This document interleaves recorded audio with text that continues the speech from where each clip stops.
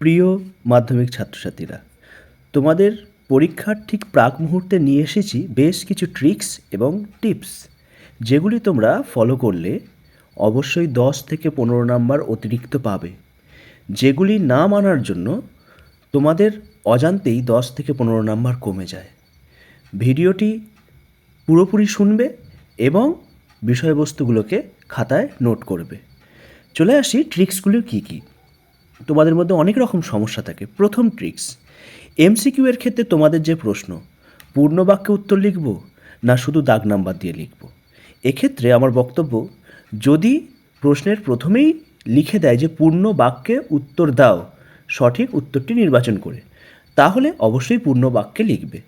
কিন্তু যদি কোনো কিছু পূর্ণ বাক্যে উত্তর না লেখার কথা উল্লেখ থাকে, তাহলে সেক্ষেত্রে শুধুমাত্র দাগ নাম্বার দিয়েই সঠিক উত্তরটি লিখবে। সময় এক্ষেত্রে অনেকটা বাঁচবে। যে সময়টি তুমি যদি বড় প্রশ্নের ক্ষেত্রে দাও, সেক্ষেত্রে কিন্তু নাম্বার পাওয়া যাবে।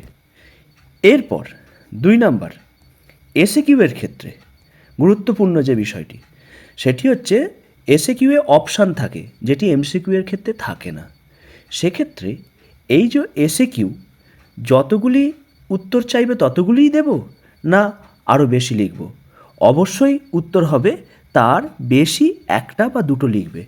ধরা যাক এসএকিউয়ে কোনো একটি যে উপবিভাগগুলি রয়েছে, কোনো একটি উপবিভাগে 8টি প্রশ্ন আছে, তার মধ্যে যে কোনো 6টি লিখতে বলেছে। সেক্ষেত্রে তুমি হয়তো 6টিই লিখে এলে, তোমার মনে হয়েছে একদম ঠিক লিখেছি, কিন্তু পরীক্ষার হল থেকে বেরিয়ে, যেগুলো তোমাদের আগের পরীক্ষার ক্ষেত্রে হয়েছে, যে দেখে মনে হলো না বিরাট বড় ভুল করে এসেছি, এক্ষেত্রে ওই 6টির বদলে তুমি যদি 7টি বা 8টি করে আসতে, তাহলে তোমার অজান্তে যে ভুলটা হয়েছে সেই ভুলটি কিন্তু এক্ষেত্রে গ্র্যান্ট হবে না। কারণ অতিরিক্ত উত্তর লিখেছ, সেটিকে গ্র্যান্ট করে তোমাকে ফুল মার্কস দেবেই দেবে। এইটা কিন্তু খুব গুরুত্বপূর্ণ বিষয়। তো এক্ষেত্রে তোমরা তাহলে কী করবে?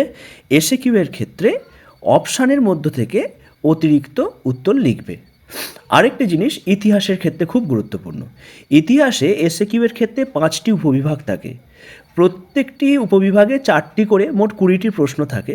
তোমাদেরকে বলা হয় যে প্রত্যেকটি উপবিভাগ থেকে কমপক্ষে একটি করে নিয়ে সবচেয়ে বেশি 16টি প্রশ্ন লিখতে হবে। এক্ষেত্রে একটি উপবিভাগে ম্যাপ পয়েন্টিং থাকে।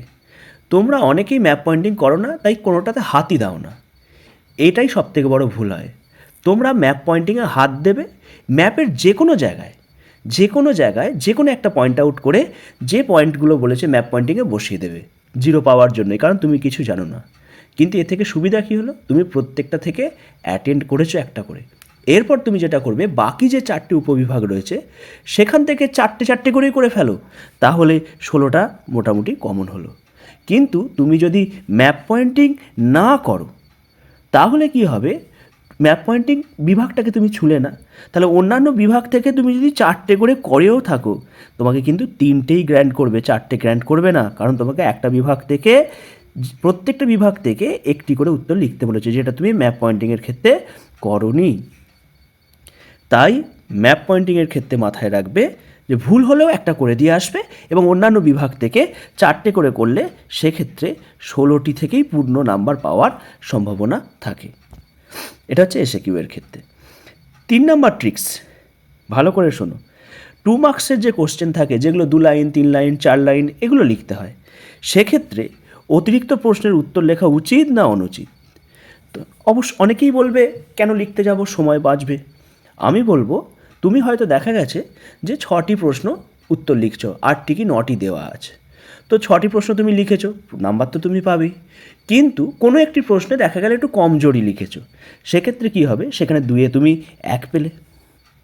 কিন্তু তুমি যদি একটা অতিরিক্ত লিখে দিয়ে আসো, সেটা যদি এই লেখাটার থেকে, যেটা 1 পেয়েছো তার থেকে ভালো হয়, সেটা যদি 1.5 পাও, তাহলে কিন্তু এক্সামিনার এই 1টাকে গ্র্যান্ট করবে না, তখন এই 1.5 নাম্বারটাকে গ্র্যান্ট করে সাধারণত। কারণ নির্দেশিকা দেওয়াই আছে সর্বোচ্চ পরিমাণ ছাত্রছাত্রীদের নাম্বার দিতে হবে।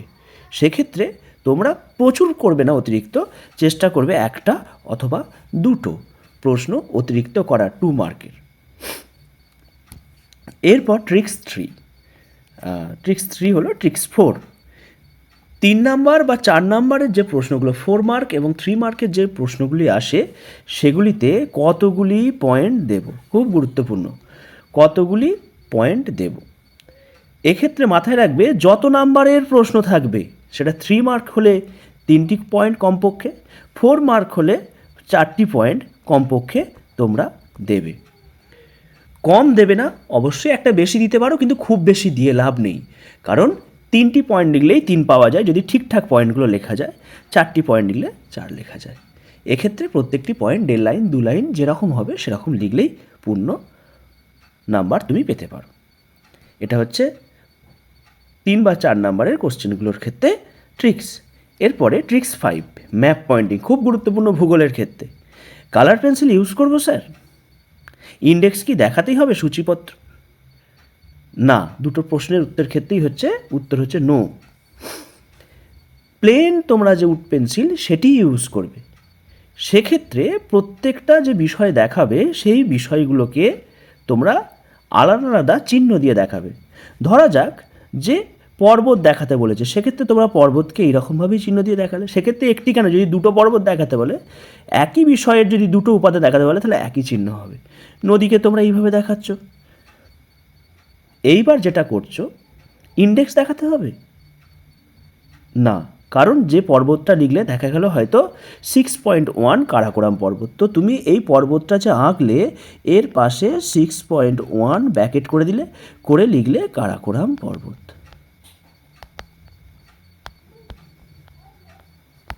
যে নদীটা করলে ধরো 6.9, তার পাশে লিখলে 6.9 ব্র্যাকেট করলে, করে লিখে দিলে নর্মদা নদী বা তাপ্তি নদী। এইভাবে করলে তাহলে ইন্ডেক্স করতে যে বিপুল সময় লাগে সেটা তোমাদের বাঁচবে। পেন্সিলের বদলে কালার পেন বা কালার পেন্সিল যদি ইউজ করো, তাতে যে সময়টা লাগে সেই সময়টা বাঁচবে। সেই সময়টা তোমরা বড় প্রশ্নে দিতে পারবে, এক্ষেত্রে নাম্বার পাওয়ার প্রবণতা অনেক বেশি হয়ে যায়। ট্রিক্স নাম্বার 5-এর পর ট্রিক্স নাম্বার 6। খাতায় কিন্তু এগুলো প্রত্যেকটা ধরে ধরে লিখবে। কি বলছি ছোটো ছোটো করে লিখে রাখো, না হলে কিন্তু ভুলে যাবে। এগুলোকে ফলো আপ করো। হুইচ ইজ ফার্স্ট, কোন প্রশ্নের উত্তর আগে লিখবো স্যার? বড় প্রশ্ন লিখবো না এমসিকিউ এসিকিউ লিখবো?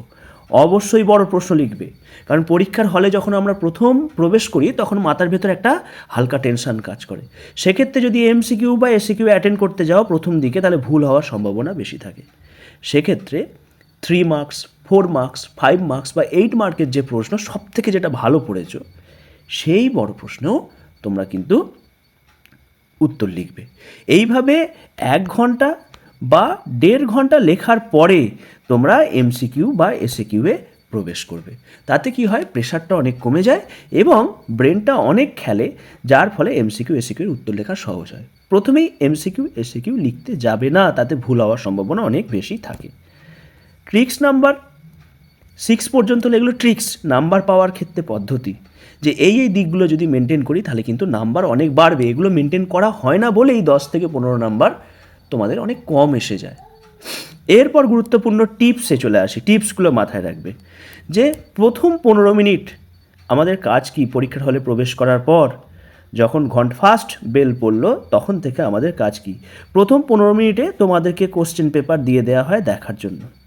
তোমরা এই সময় যেটা করবে, ভুল করেও এমসিকিউ এসিকিউ এর দিকে তাকাবে না, একদম ডাইরেক্ট 3 বা 4 বা 5 বা 8 মার্কের কোশ্চেনের দিকে তাকাবে।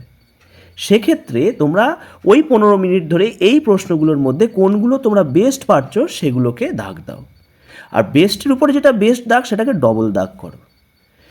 যেটা বেস্টের উপর বেস্ট হলো, অর্থাৎ ধরে নিই 8 নাম্বারের 5টি প্রশ্ন উত্তর লিখতে হবে, 5টি চুজ করেছো, তার মধ্যে দেখতে পাচ্ছ যে এইটুকুই প্রশ্ন, এই মানে 4 নাম্বার প্রশ্নটি বা 3 নাম্বার প্রশ্নটি সব থেকে ভালো লিখতে হবে, তাকে রাউন্ড করে দাও, ডবল রাউন্ড, যাতে তোমার বুঝতে সুবিধা হয়। সেটি প্রথমে লেখো, সেটি প্রথমে লেখার জন্য রেডি থাকবে। তাহলে প্রথম 15 মিনিটের কাজ হচ্ছে বড় প্রশ্নগুলোকে সিলেকশন করা, ছোট প্রশ্নগুলোকে তাকাবোই না, সেই 1.5 ঘন্টার মাথাতেই কিন্তু ছোট প্রশ্নের দিকে তাকাবো। এটা হচ্ছে প্রথম কাজ। টিপস 2, কত দিকে মার্জিন টানবো, এটা নিয়ে অনেক কনফিউশন। কোনো ছাত্রছাত্রীকে চতুর্দিকে মার্জিন টেনেছে, কোনো প্রয়োজন নেই। মাথার দিকে 1 থেকে 1.5 ইঞ্চি বা 2 ইঞ্চি ছেড়ে মার্জিন টানবে, আর লেফট সাইডে মার্জিন টানবে।